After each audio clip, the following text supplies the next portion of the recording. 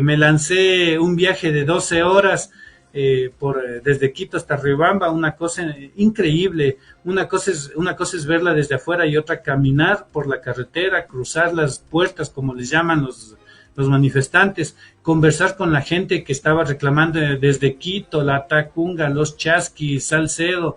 Me metí en unas vías alternas, en unos chaquiñanes, para ver cómo lograba pasar y encontrarme con mi familia. O sea, Estamos con el arquitecto John Minuesa, asambleísta por la provincia de Chimborazo. Qué gusto saludarle, arquitecto. Gracias nuevamente por aceptar este diálogo que es bastante importante ya. Después de pues firmar acuerdos, después de conversar, el país nuevamente se reactiva, pérdidas bastante considerables, cosas positivas, lo bueno, lo malo y lo feo de estas paralizaciones. Qué gusto saludarle, arquitecto, un buen día y gracias por aceptar nuevamente este diálogo a través de Faravisa. Buen día. Fausto, buenos días. Gracias por invitarme a conversar un poco sobre lo que está pasando en el país.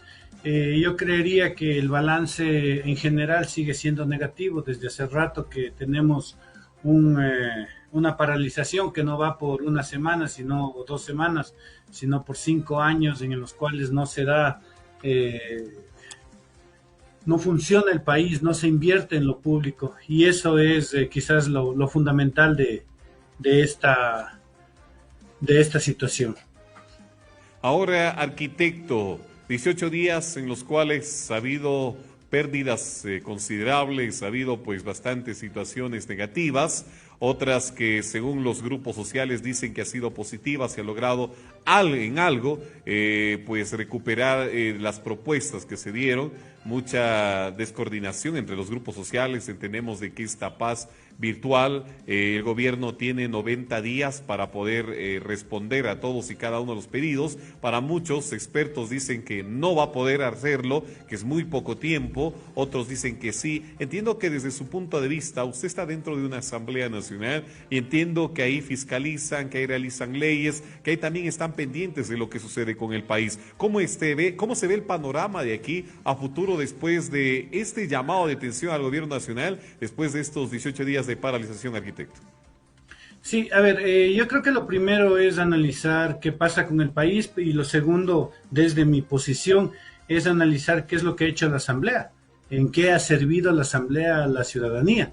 Y quizás esa es la parte que me corresponde como asambleísta. Yo creería que la primera cosa que logró la Asamblea fue abrir la mesa de diálogo. Como usted sabe, estaba entrampadísimo, no había manera de que las partes se pongan de acuerdo, estaban de oídos sordos de lado y lado, y la Asamblea consiguió que se abra la mesa de negociación. Fue un camino muy fuerte el que hizo Virgilio Saquicela creando esta mesa con los 5 poderes del Estado. O sea, eso es bueno. Y a pesar de que el presidente no buscó estar él presente, de hecho negó la posibilidad de estar presente, finalmente mandó a su emisario, al ministro, y de alguna manera se dio el primer paso para sentarse a negociar. Lo que sucedió posteriormente fue un ceder las posiciones de cada uno. Sin embargo, cuando uno hace el análisis de lo que ha pasado en este paro, hay que analizar las causas y las consecuencias posteriores. Y las causas son por un lado, la falta de inversión en lo público. No hay soluciones inmediatas que uno pueda tenerlas en 3 meses, a menos que se planteen políticas públicas a largo plazo. Si uno plantea políticas públicas a largo plazo, las inversiones van a venir en salud, en educación y en seguridad. Las familias se van a sentir más tranquilas cuando sientan que hay una senda de progreso. Pero si no tenemos nada de eso, las cosas difícilmente cambiarán. En todo caso, lo que se logró desde la Asamblea fue que se sienten a negociar. Y yo creo que eso es lo más importante. De parte del movimiento indígena, hay que diferenciar muchísimo entre una organización y una organización nacional y las organizaciones locales. A nivel local, la gente estuvo parada, en pie de lucha, peleando por unos derechos que son justos. Sin embargo, la forma como se hizo también generó una división brutal entre campo y ciudad. La estrategia de desabastecer a las ciudades no fue la mejor, creo yo, definitivamente. Sin embargo, se entiende que en una pelea social lo que buscan es que la sociedad recapacite, buscaban que la sociedad recapacite sobre la fuerza y el valor que tiene el campo en la entrega de alimentos en las ciudades. Y eso digamos, lleva hacia la gran reflexión. ¿Cuánto cuestan a los productores hacer un quintal de papas y en cuánto ellos lo venden a los intermediarios? Y ahí está la clave de todo. Porque bajar 15 centavos en la gasolina a mí me parece que es un resultado irrisorio, cuando, claro, suben de 2 a 5 dólares y luego te bajan 15 centavos, es como casi que una burla, ¿no? Y ese es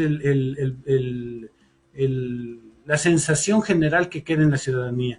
18 días en los que se consiguió una cosa muy, muy, muy pequeña, se alejaron, generaron una división en la ciudad y finalmente lo que es de estructura, que es la inversión estatal en obras, en salud y en seguridad, no se ha logrado. Usted ve que se acabó la paralización y volvieron las noticias de violencia, volvieron las noticias de desabastecimientos y la gente nuevamente dice, quiero trabajar, pero no encuentro dónde. Siguen los despidos, están los decretos ahí.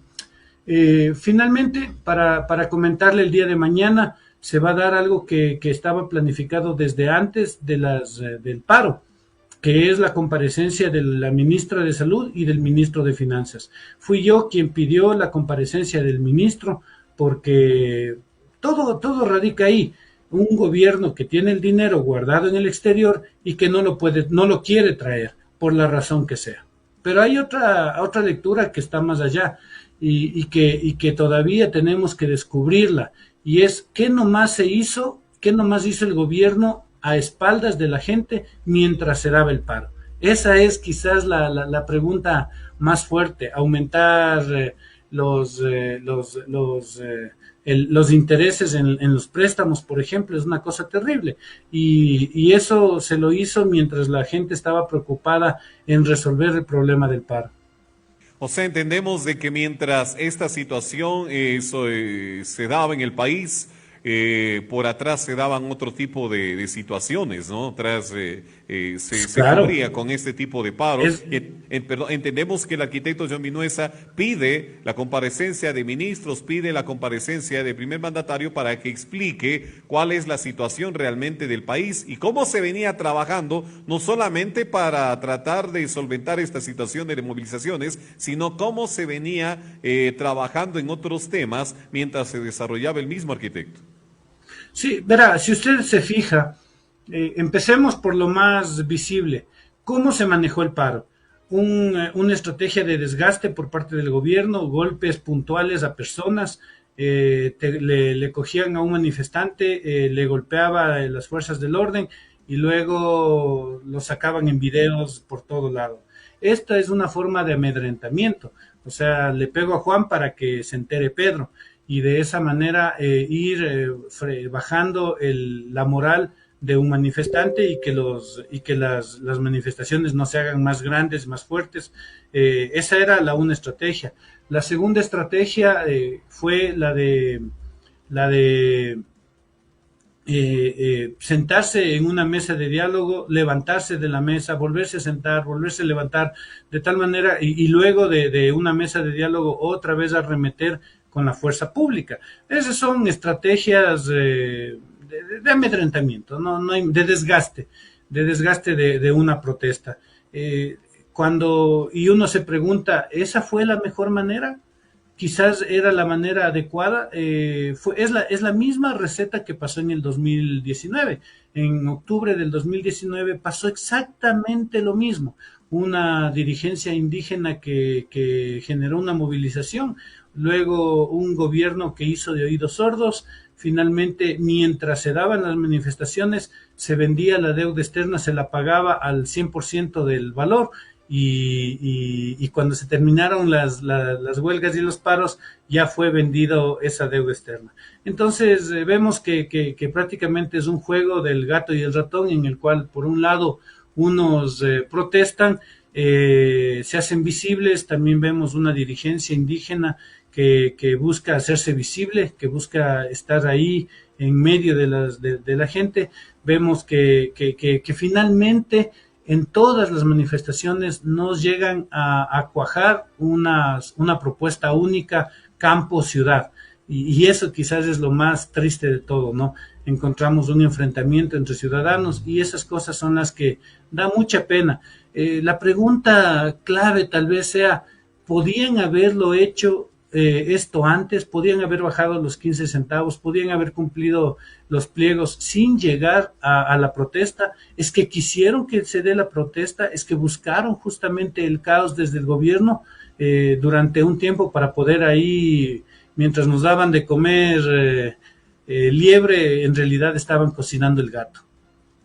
Así es, usted lo ha dicho y hay mucha tela que cortar en este tema y realmente es importante realizar este tipo de diálogos porque todos es la pregunta, ¿no? Lo bueno y lo malo y lo feo de todos estos 18 días. Entendemos que la productividad ha bajado pues considerablemente, usted lo ha dicho, acabó este paro, la inseguridad volvió a tomarse no solamente las cárceles del país, sino las ciudades, las carreteras, las vías. Realmente vivimos en un país de caos completo. Ahora, ¿cómo trabajar desde la Asamblea? Presentando proyectos, presentando pues varias ideas para poder de alguna manera también tratar de hacer fuerza para evitar este tipo de hechos, porque entendemos de que el tema del país, la conmoción del país también está en manos no solamente del gobierno nacional, sino también de la Asamblea, para que de alguna manera podamos, yo lo digo en una manera, juntarnos tal vez por ver el bienestar y la proyección de nuestro Ecuador. Y hemos visto que en 18 días no hemos ganado nada. Sí, somos reales, no hemos ganado nada, hemos perdido mucho, pero ¿a dónde nos disparamos? Ejemplo, yo hablo por los 4 asambleístas de la provincia de Chimborazo y de la ciudad de Riobamba. Acá la inseguridad es terrible. Ejemplo, les pongo un ejemplo. El día de ayer, en horas de la madrugada, se fugaba un recluso, un tipo venezolano, por ayuda de sus compinches dentro de la cárcel.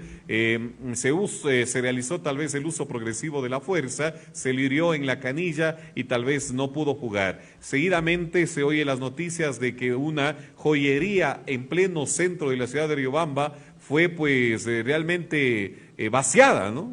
Sí, vaciada. Realmente son más de $400,000 los que se llevan en joyas. Entonces entendemos que también proyectos de seguridad, proyectos que tal vez nos lleven a ser una ciudad más pacífica, más tranquila, porque este tipo de cosas no se veía acá. ¿Cómo se está trabajando de parte de los 4 asambleístas? Claro que tengo solamente la presencia del arquitecto John Vinuesa, pero sería bueno hablar de estos temas importantes, porque, en fin, lo que nosotros queremos es que exista esos proyectos, ese tipo de ideas para poder frenar este tipo de cosas que se van dando acá dentro de la ciudad de Riobamba, arquitecto.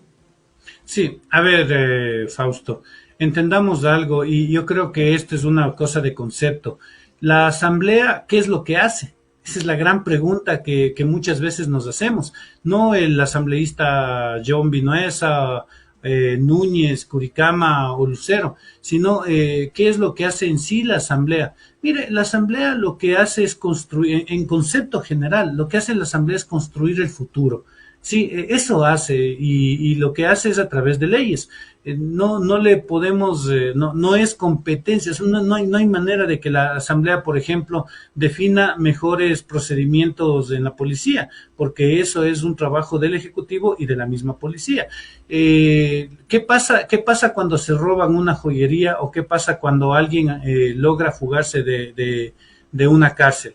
En el fondo, lo que no hay son procesos de trabajo que nacen siempre desde el Ejecutivo, ahora y siempre, no solo este gobierno. Si es que usted no invierte en dinero para inteligencia policial, para que la policía tenga conocimiento de los posibles futuros robos, porque simplemente eso se va a dar. O sea, si lo dejan a la deriva para que cualquier delincuente pueda planificar y pueda vender, recuerde que que unas joyas no solamente se las roba, sino que luego se las vende. ¿A quién las vende? ¿Cómo las vende? Eso lo puede de alguna manera prever la policía, por supuesto. Para eso está inteligencia, están los agentes que van haciendo la pista de los delincuentes, de la delincuencia organizada o no organizada. Pero si no hay recursos, si no hay presupuesto para que la policía haga esto, ¿cómo lo va a hacer? O sea, simplemente no tiene las herramientas. Cuando nosotros vemos que existen una fuga en la cárcel, las fugas no se dan de una hora para la otra.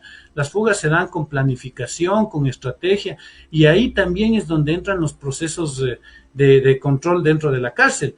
Pero si no tienen los recursos económicos suficientes para poder controlar eso, las cosas se dan.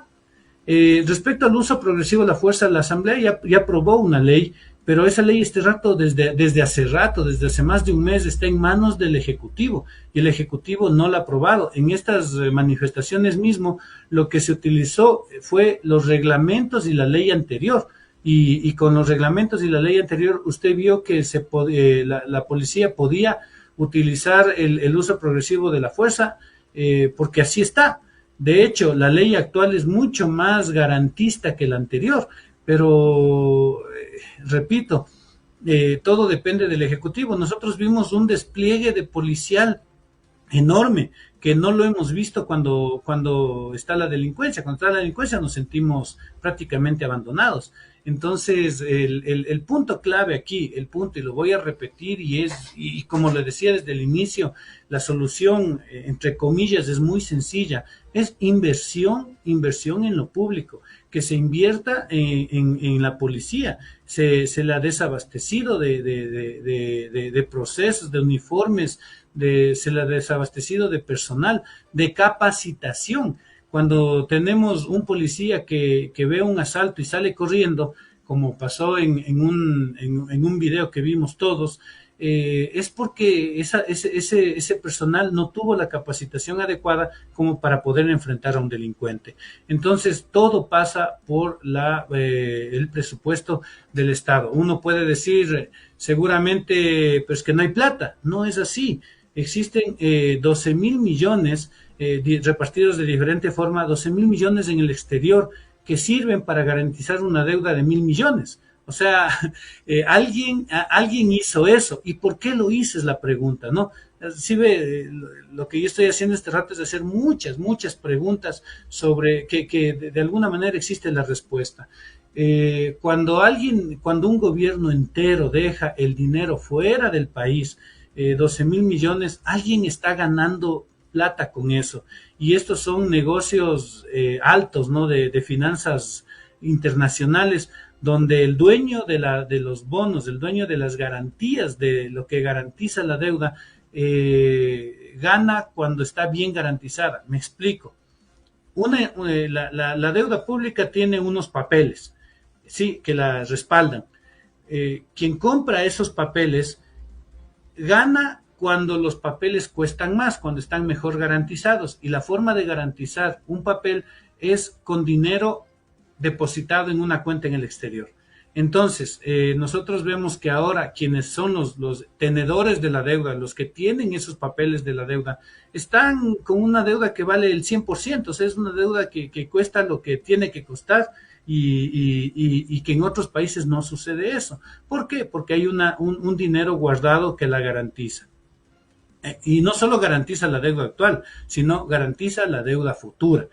¿Qué significa eso? Que ese dinero que se podía utilizar en el Ecuador está guardadito para que los tenedores de la deuda lo tengan a un buen precio. Esto estamos hablando de valores y de bonos que se venden en Wall Street, en las bolsas de valores internacionales. Así es que a cambio de que haya unos cuantos que tengan un buen valor de del bono de la deuda, el país queda absolutamente desprotegido porque no tiene presupuesto y procesos de mejora continua de los servicios. Repito, salud, educación, seguridad, y una cosa que es clave, Fausto, es clave esta cosa. Si el gobierno baja 15 centavos o sube 15 centavos o le pone la gasolina a 13, a 3, 4 dólares, y no tienes tú para pagar esa gasolina al costo que esté, no la vas a poder comprar. Solamente puedes conseguir dinero cuando trabajas. Ahora, ¿de dónde se consigue el trabajo? ¿Cómo el Estado puede generar trabajo? A través de la obra pública. Y el ejemplo más fácil y sencillo es cuando se construye una carretera, cuando se construye una calle, cuando se da mantenimiento a la vía Payatanga-Bucay, Cumandá. En ese momento existen albañiles que tienen trabajo, que reciben un sueldo, tienes un ingeniero que recibe un sueldo. Cuando tú contratas un médico para que la atienda en el sector público, lo que tienes no solamente es un mejor servicio de salud, también tienes un médico que puede gastar ese dinero en otras cosas, ¿no? Puede gastarse en su sueldo, en un uniforme, en un restaurante, e inclusive algo impensable este rato en unas vacaciones, por decir algo. Es decir, que el dinero en obra pública dinamiza la economía del país, y al dinamizar la economía del país, simplemente la gente está ocupada trabajando y produciendo. Cuando no hay cuando no hay dinamización de la economía, entonces el que estaba trabajando entra en la economía informal y posteriormente empieza ya a acercarse a la delincuencia. O sea, es un círculo vicioso que nace en la falta de inversión en lo público. Así es, tendremos más tiempo para seguir dialogando, arquitecto. Queremos agradecerle y dejarle con este mensaje final para todos y cada uno de los chimboracenses y riobambeños. Sabemos que usted está ya aquí en la ciudad de Riobamba, entiendo que ya pudo pues realmente visitar a su familia después de 18 días de paro. Oye, no solo 18, sino yo estoy más de 21 días porque estuve una semana antes trabajando en la asamblea, y cuando vimos que la cosa se ponía ya peor todavía y no sabíamos si había o no un viso de solución, me lancé un viaje de 12 horas desde Quito hasta Riobamba, una cosa increíble. Una cosa es verla desde afuera y otra caminar por la carretera, cruzar las puertas, como les llaman los manifestantes, conversar con la gente que estaba reclamando desde Quito, La Tacunga, Los Chasquis, Salcedo. Me metí en unas vías alternas, en unos chaquiñanes, para ver cómo lograba pasar y encontrarme con mi familia. O sea, esto también no es un chiste, ¿no? Dejar a la familia sola durante 3 semanas. Recuerde que en un día me vinieron a visitar 200 personas, yo no estuve, estaba mi familia sola. Y a pesar de que les atendí con toda la amabilidad y cordialidad del mundo, siempre es preocupante, pues estaba mi esposa y mis hijos atendiendo a la gente, y eso a veces hay que también tomarlo en cuenta en el trabajo que uno hace. Muchas gracias, arquitecto. Estaremos en contacto con usted. Un excelente resto de la mañana. Estado con nosotros el arquitecto John Vinuesa, asambleísta por la provincia.